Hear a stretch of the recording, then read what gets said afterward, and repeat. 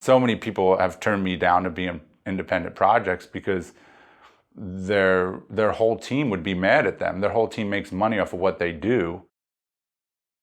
I believe you said you once had a job where you would read screenplays. How many screenplays did you read on that job?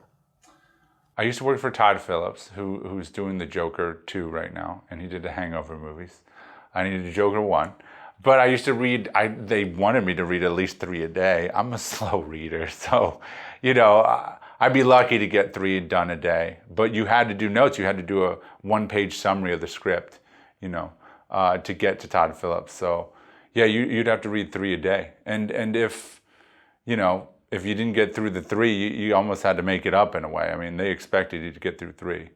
And I was the first guy in the office, that people would meet. And if the script got through me, the people above me would only read my summary, most of them. They wouldn't read the actual scripts, If it got through me and I thought it was great, then maybe they'd read it, and then up the ladder it would go from there. So if you didn't, I think I said this last time, but if you don't get through the front desk guy, you're never getting to the people that actually make the decisions. Everybody in that office should like you. Everybody should like your art, your script, or whatever. So it's very important that you're never a jerk to anybody that you meet in this industry. And that's why this industry is such a way nobody gives you an honest answer, because they have no idea if you're going to be somebody important later, which doesn't help your learning, but at the same time, it helps your ego in a way, because nobody ever tells you that you're bad at anything. But that's just the way that it is, Sometimes they do, but yeah, I mean. Well, anywhere else, on the East Coast or other places, they're not afraid to lay into you. No. Hard love is very much an East Coast thing, but in West Coast, everyone's like, I hate that nobody tells the truth, but it's because nobody knows, your dad could be running a studio, and if you offend me, now you're never going to work with that studio. There's all those kinds of things that come into play in LA. Nobody knows if you have money, and nobody knows who that's important, or if you're ever going to be important. And credentials aren't always what gets you to those positions. So That's why it's all kind of ran on fear, I guess you should say, in a way, of telling somebody the truth. Sure, but then there's also the people that, and I don't want to use this term, it's very derogatory, so the star clingers, we'll call them. Okay. And so you can kind of sense that as well. And I think that is a huge turnoff too. When someone... I'm cleaning up my language, but the people that are out to only sort of latch on to the next opportunity. And I think once you've been in this area for a long time, you can also sense that. And I think that's a huge turnoff. And so I'm not even sure what's worse, someone that's a quote unquote jerk or maybe just not as friendly versus one that's like a social climber. I think it's hilarious because so many people in this industry do that. They try to reach up and grab somebody, and it's just such a waste of time. Especially because the stars, the people that you recognize, they're usually actors, and actors are never going to help another actor's career. Generally, I know people that know huge movie stars, and they're good friends, and they went to college with them, and now they don't help them at all. Actors are not there to help other actors; they're there to help themselves. A director, somebody, really ultimately the best thing you can do is look to your left and to your right. And the people that are talented, that are around you, that are nobody, those are the people you should connect with the most. Because reaching up is useless in so many ways. I worked for Steven Spielberg at DreamWorks. I was surrounded by, I'd pass him, And my biggest regret with all that is that I didn't make him laugh. I didn't make him, remember my name, because then maybe if he saw my talent later, he would remember me. Because if I would have been like, hey, well, he's one of the very few people in this industry that could change your life. But most people, they can't change your life. They're busy trying to get the next job, And that's kind of how it is. I know a lot of people now that have kind of raised to the top. Paul Walter Hauser is one of them. He was a friend of mine, and he went to the premiere of WALLY Got Wasted, and took me to lunch afterwards, and he was like, I want to be in every movie you do. That movie was amazing. I can't believe you did it for $70,000. I loved WALLY Got Wasted. I want to be in everything. And then I, Tonya dropped, and then Black Klansman dropped, and then now he's won an Emmy. He's doing like the Naked Gun movie with Liam Neeson, you know. So, and he's a huge movie star. He doesn't, you know, he won't be in my stuff now because it's like, do I want to come out for your independent project or do I want to be in Naked Gun? There's only so much time in the day, and they're offering me $1 million and you have no money. So it's like, I understand that to a certain extent. But that's kind of comes back to the original question, which is reaching up. These people are very busy and they're surrounded by people that are advising them. So many people have turned me down to be in independent projects because their whole team would be mad at them. Their whole team makes money off of what they do. Do you think when you first came to LA in 2006, was that right? Yeah.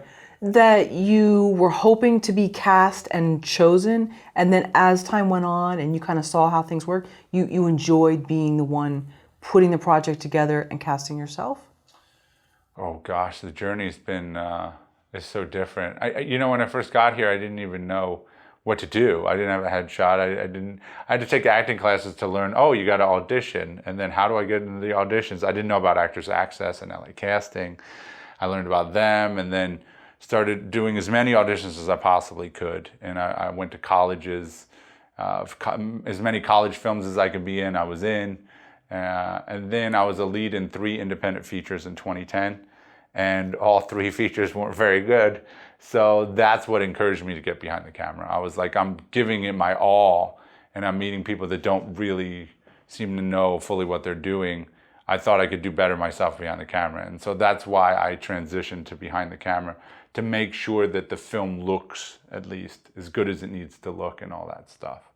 So that's one of the reasons why WALLY Got Wasted looks like it has so much production value, because I'm very much a stickler on that stuff and trying to keep scenes under 3 minutes and to move along the story to keep people entertained. And also, why are we, you know, things that happen like this on independent films, when I would act in them, they'd put me up against the wall, you know, and why am I acting against the wall and the other person's acting against the wall? Like, what? Like, set design, like, stick us outside, stick us anywhere where the background's more interesting. I mean, all those things you have to think about. So as an actor, I never put any of that stuff on my mind. You know, I was focused on acting, which is what I needed to be focused on. But the filmmakers weren't. So that's what encouraged me to get behind the camera. And then 2011, I directed my first thing, which was 3 Guys on a Couch. And then 2014, I directed my second TV pilot, which is Parole Officers. That's on Tubi. People can go watch that. That's just a 30-minute comedy TV pilot. And then 2017, I finally made my first feature, which is WALLY Got Wasted, which is on a lot of platforms, Tubi, Crackle, a lot of them, but watch it on Tubi. And then Bad Advice was done in 2021 and literally just came out a few months ago. And Bad Advice is 7 episodes, 30 minutes long each. It's very similar to, most people say, Seinfeld or Curb Your Enthusiasm, which was, you know, the inspiration behind that. And that whole journey with that, and that's kind of where I'm, and now I'm making my new feature. So that's the progression of my career, and I did auditions up to about 2014, and then I lost my manager, I think because I was making Parole Officers, and she was trying to send me out auditions, and I was like, I'm too busy like making a film, I can't go audition right now, and that was kind of the end of that. And I've auditioned since, and I have a agent that that sends me out occasionally, but it's really hard to learn, put a lot of time into a character, learn lines and all that stuff when I could be putting the time into the next film. So that's kind of where my brain is with the whole thing. As to where if someone comes to me, offer me a part, I can start working on making that film better and then work on the acting. But if I'm just auditioning, there's no guarantee. It's a roll of the dice, So you're going to spend time and maybe no reward. So you better look at auditioning as your job if you're going to audition and dive in 100%, So. But that is a tough road, and not just the act of being rejected, yes or no, but just getting anywhere in LA and finding parking, and that's its own stressor that you don't necessarily think about until you do it. I'd say 80 to 90% of auditions nowadays are. You've taped yourself and you send it in. So Sure. that's most of them. So the parking and all that isn't really, unless you're doing like screen tests, then you're really at the end of the process. But no, for the most part, God, I can't remember the last time I got called in for an in-person audition. They are interviews, but audition, yeah. They don't do them that often, which is Okay, crazy. so maybe I'm from an older mindset because I don't remember They doing just don't do them anymore. self-tape. Yeah, right. this background behind me would be, basically, well, it would be a flat color, but you would audition, you'd tape yourself with the camera, same as you're doing, and then you'd send it in, and you never meet someone, you don't get feedback. It's literally just off to the ether. And, if you get the part, you hear something. If you don't, you hear nothing, So that's pretty much auditioning nowadays. You tape yourself, which is crazy in a way if you think about it, because sometimes you get a job. Many people I know have gotten jobs, and they get on set and they've never met the director. They've never met the producer. And that blows my mind, because it's like, you got to work with this person and you don't even know if you like vibe or get along creatively with them. So that's shocking to me, but it happens all the time. So, It's interesting because it seems like there's certain things that I noticed there where it's like you not bothered by it, but it almost seems like a blessing in that then it makes you do it yourself. Like you talked about the transitions from, no, but I think that's actually a plus, because then it makes you want to be better. If like when you see that and you're like, why did they do that? You're questioning it, and it kind of gets under your skin a little bit, and that's actually helpful. I would say it is. I mean, I learn more from a bad film than a good film, and that's only if the bad film is trying to be good. Like just a bad film trying to be bad, you're not going to learn anything. But if there's not so many mistakes that you can see some good in it, and then you go, oh wait, why did they do that? That was pretty good, and then they cut to another room with no drone shot, with no exterior. Why would you do that? You got to give an audience the time to breathe. And I'm very strongly opinionated about film, as you can tell. So when I watch a film, it's usually I'm thinking I would have done something different. I would have done that different or this different.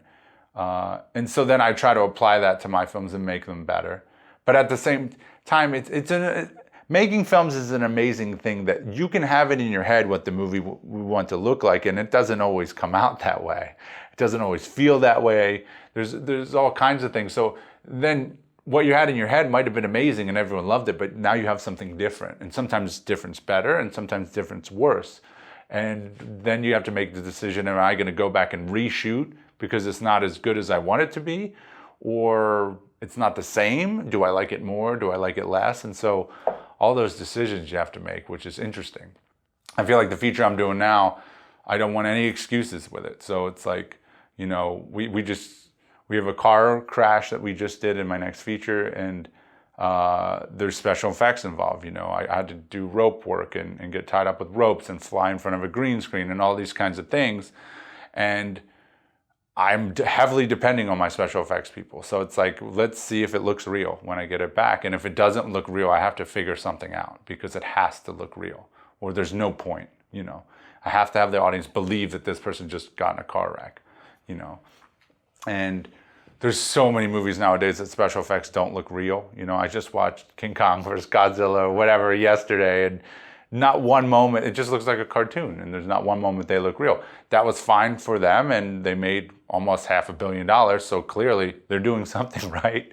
But for me personally, I didn't particularly enjoy the movie because it was too cartoony for me. So everyone has their taste, and some people are fine with that special effects. I personally think CGI, anything nowadays that is CGI, could you have shot it practical? And if you can shoot it practical, you should shoot it practical. But I'm an old school mentality of thinking, I love sci-fis and things that you actually have real things to touch and feel. And I was in Hungary and they were making the new Alien movie. And I got to meet all the set design people and a lot of the people that worked on the new Alien movie, and they built so much, that was real, and they want, so they were talking about a lot of that. And someone I knew, actually, it was the designer of a lot of the Alien stuff, and so it's a lot of artistic stuff that go into it, and build it, make it in real life so it looks real. I think makes it so much better for a movie. So, and for the actors who have to act with it instead of acting with a green screen or a blue screen or whatever.